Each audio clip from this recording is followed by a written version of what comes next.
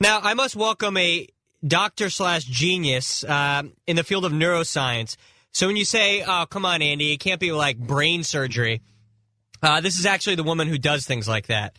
Her name is Dr. Annabelle Charbit. She holds a Ph.D. in neuroscience from the University College of London. She also has an English accent, so you know she's legitimate. She does all sorts of research into all sorts of things, scientific journals. She also has a novel, A Life Lived Ridiculously, which it either is a bestseller or it's about to be. We'll ask her.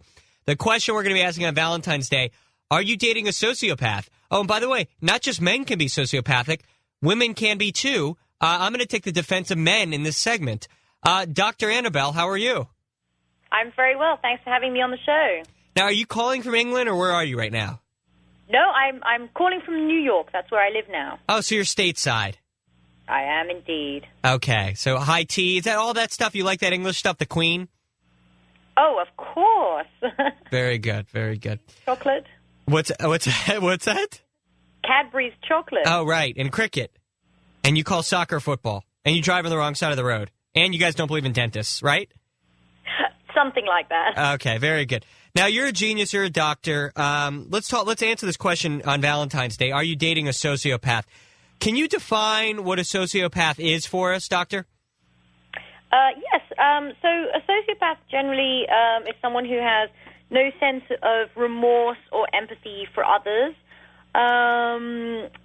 They can't feel any of the normal human connections that we feel, such as compassion, love, attachment to others. As such, they can pretty much do whatever they want. They're not limited by the moral boundaries that limit us. Mm-hmm. Sounds very liberating. Keep going. Yeah, it's very liberating, but they are actually very lonely people. But, they're very bored people, and their drive in life, really, all they want is to dominate and to control, and that's it. To control other people, or control in the workplace, or what do you mean by that? Well, it's to control other people, and you can find sociopaths in the workplace, or it could be someone who's controlling in terms of relationships. Your typical relationship sociopath will be someone who serial dates and cons people out of their life savings. You can also have sociopaths who are just very controlling in their relationships in terms of verbal abuse, humiliation, restricting their partner's friendships. So there are many ways that it manifests itself. But what about cultures, doctor? Like, could you say radical Islam would be a sociopathic culture, and that they don't let women go to school, that type of thing? So it's all about control. Doesn't that apply to cultures as well as to people? Well, I think generally in terms of to be a sociopath, if we're looking at it on an individual biological brain level, I don't think it's right for me to speak about like everyone who's involved in radical Islam. But on a brain level, it's there are certain areas of the brain that are considered now to be underdeveloped. The areas of the brain that deal with impulse control and compassion. So, and this is what causes a lot of these symptoms. Whether this can spread across entire cultures, I'm not sure. The current statistic is 1 in 25 people suffer from being a sociopath. Okay. Now, you mentioned some of the traits. Now, a lot of these people also are charismatic. And how does it work? Is it like a spectrum? Because you can be a little bit sociopathic, and then you have people like, former Senator John Edwards, who are all the way, who have no definition of reality. They're willing to lie, cheat, steal, do anything. Somebody like a Steve Jobs from Apple, who had a reality distortion field, abused people his entire life. And then what about murderers? Is that taking sociopathic activity to the next level? Can you talk about the spectrum of sociopathic behavior? Certainly. So speaking of Steve Jobs and various politicians, they are examples of some potential sociopaths who are very successful. Sociopaths actually make excellent, they get to be the leaders of countries, the leaders of companies, and perhaps the traits they have are perfectly suited for those roles. And in fact, perhaps you almost need to be a sociopath to get to that level. Right, like Saddam Hussein would never become a dictator of Iraq unless he was willing to kill everybody in his way. That's right. I mean, one can say that you can't have a boss who is empathic and sympathetic, or that's not going to be the CEO of the company. The person right at the top, perhaps it's necessary. Maybe that's the Interesting. You know what, Doctor, and I have to interrupt here, and even though I don't have a medical degree, I'm going to do it anyway. Barack Obama, one could argue, is so empathetic. He's destroying the country with all these nanny state programs because he cares so much, but he's never had to balance a checkbook, so he doesn't understand responsible behavior. And Mitt Romney is very machine-like. He looks like Frankenstein, but he knows how to balance a checkbook, so maybe we need less compassion and more fiscal responsibility. Does that make sense? It's possible. Obviously, a balance of the two would be nice. Somebody who can make choices based on empathy and moral judgments, whilst at the same time having an astute business mind. Okay. Doctor, moving ahead, a sociopath versus a narcissist, because I'm getting confused in a lot of these qualities. What is the difference? Okay, so both sociopaths and narcissists have in common the fact that they lack remorse and conscience, and both are driven by the need to dominate and control. But the main difference between the two is that the narcissist deeply needs others to validate him, while the sociopath doesn't care what others think of him. Wow. And that the narcissist has a fragile ego, no sense of self, needs others to prop him up. Sociopath doesn't need that. The sociopath's one aim in life is domination.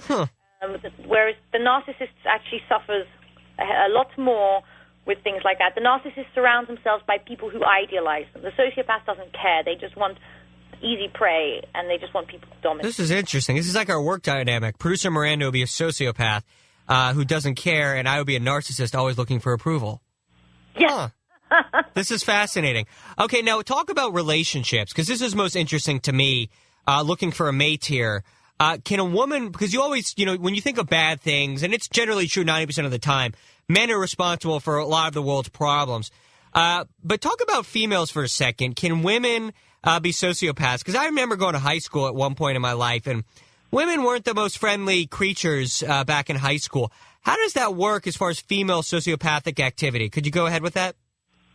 Women will do exactly what men will do in terms of being sociopaths. You can get career con women as well, who will bleed men out of their life savings, and who will do all the same things that men will do. I mean, it's probably harder for women to be physically violent towards men, but certainly they can be as ruthless as a man in the dating world, if we're looking at it from a dating perspective.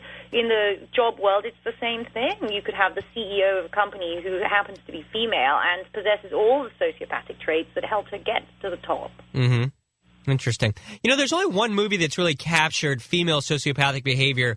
I remember it was Johnny Depp, that movie Blow. His mom was a terrible person. And you don't really see that a lot in cinema or in culture. But I think it's more common than one would think. Now, let's talk about two other factors. If you're dating a sociopath, what do you do? I mean, is this something that can be cured, or do you just immediately have to leave the relationship? Is it better to just cut and run now that we've diagnosed what this is? What do you do? Yeah, absolutely. Cut and run. If you're involved with somebody and you've figured out that they could be a sociopath and nothing good is in that relationship, just run. Don't stick around to find out. Don't try to cure them. They can never see the world the way you see the world. What if they're rich, Doctor? Like, let's say I'm dating a girl and she happens to be very wealthy, and my dream one day is to stop doing radio and to become a house husband and relax on the beach. Don't you have to do kind of a pro and con analysis? You have to weigh the factors of, oh my God, this woman I'm dating is a sociopath, but she is rich, which allows me to fulfill my dream of doing nothing. What do you do then? Well, I mean, if you're a sociopath too, then that would probably be really easy. I'm saying, what if I'm compassionate and I care and I like to read to small pets and stuff, and I do care? I just have to weigh on balance in a relationship, money versus narcissistic or sociopathic behavior. Ooh, that's an interesting one. Well, that's what I do here. I ask interesting questions. I think you'd struggle to survive in that relationship if you were genuinely empathic and morally normal. Okay. I mean, Doctor, I've always felt that life is a spectrum. It's more of a gray area, not a black and white thing. And that's why I ask the questions I do, because I'm intellectually curious. Now let's get to your book for a second, A Life Lived Ridiculously. Is this a bestseller already, or it's going to be? When does this come out? It's actually being released in April 12th. Okay. So we're in pre-sales at the moment. Can you give us a little touch as to what we're going to find in this future bestseller?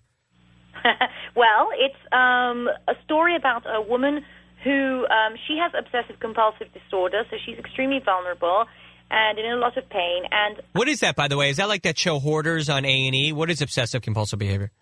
Yes, actually, it's exactly like Hoarders. What Hoarders does is focus on one aspect of OCD, which is hoarding. But OCD comes in so many forms, whether it's checking or cleaning or anything that you just have to do all the time, and intrusive thoughts and things like that.